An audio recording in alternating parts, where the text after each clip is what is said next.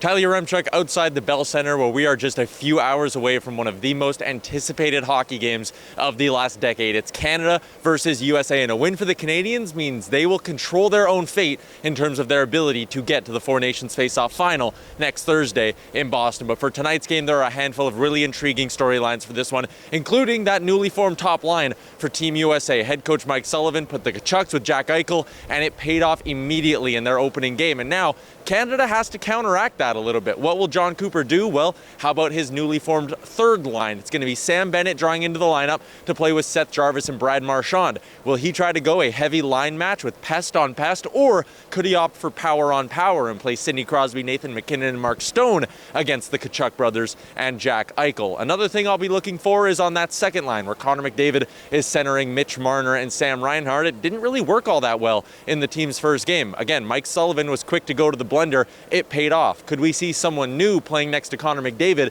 if Canada's offense sputters early on in the hockey game? And finally, between the pipes, Team Canada going right back to Jordan Binnington after he allowed 3 goals in the win over Sweden earlier in the week. And earlier today, we saw Sweden have to go to a quick goalie pull after the first period. Could John Cooper have to do the same, or will Binnington prove that it was the right choice to go back to him in Game 2 of this tournament? It's going to be a massive game tonight between Canada and USA.